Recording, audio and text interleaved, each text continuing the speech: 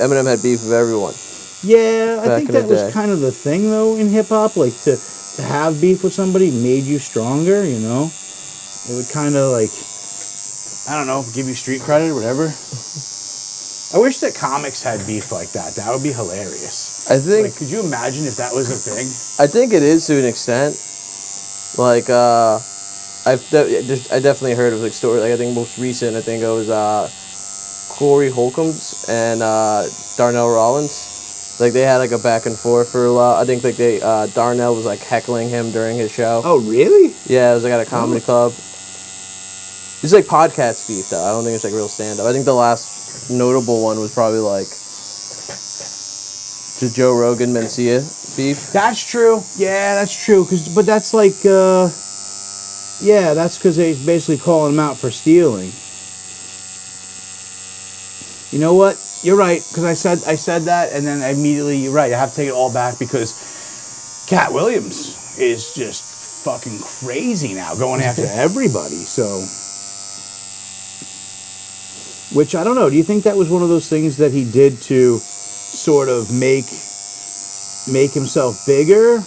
Or do you think that was one of those things where I mean, I think he meant it? I think he definitely meant it. I think Cat Williams is plenty big, you know, already. But also after that interview dropped, he dropped the Netflix special. Well, yeah, that's what I'm saying. I mean, everybody knew who Cat was, but as soon as, like, when that happened, I didn't even know who Shannon Sharp was. I'm like, who? Well, who is he? Like, I have no idea. And then all of a sudden, it was like, now every time I turned on my YouTube, it was him again on there doing some kind of interview with somebody, and you know, you wound up watching it. You know who Shannon Sharp was? I didn't football? know. No, I was never really a big football fan. Yeah, because I know he was like a sports analysis. That's how I knew him originally. And then he got into the podcast game. It was, I watched that full entire thing with Cat Williams. It was very entertaining. Oh, yeah. He says a lot of crazy shit. And then he did the Rogan podcast afterwards, and that was nothing. He said nothing. He said nothing. Like, I was waiting for him to just, you know, tell me, like, where all the Epstein kids were. I was waiting for him to, like, really just dig in deep, and he did nothing. He was very timid on that one. Yeah, it was like, so I almost felt like, was it strategic to just try to boost ratings for Shannon, or was this some kind of thing that he was trying to do to get that Netflix special? Like, but insightful, you know? He said wild things on there that I thought, like, were insane. And then a month later, I'm like, oh, yeah, no, he said that. That was true, you know? Like, he was saying all the different, you know, black actors that once they get to a certain level, they have to wear a dress. Yeah. And I'm like, what does that even mean?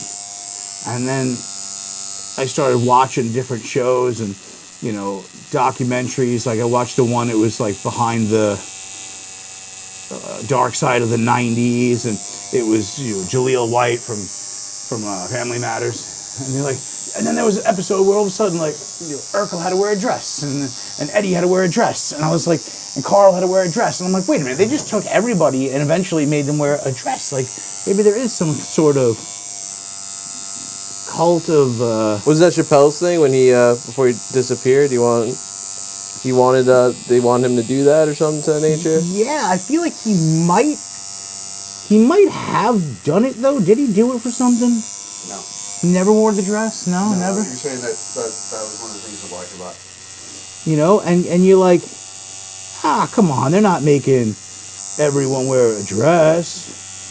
And then I started thinking about it. I'm like, well, I'm sure they just do it to all actors. Maybe it's an actor's haze. And I'm like, nah, I don't remember. I don't remember any of these guys wearing. I don't think John Wayne ever put on a dress. Did Robert De Niro ever wear a dress?